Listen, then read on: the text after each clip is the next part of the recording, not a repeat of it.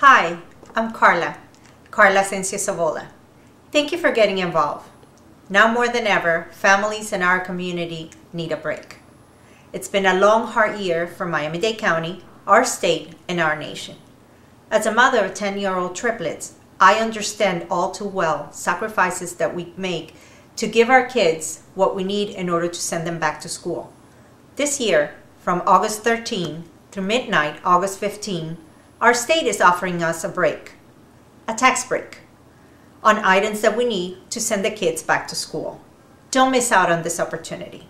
As a councilwoman, I have fought for families for many years, and I will continue to do so for all of us.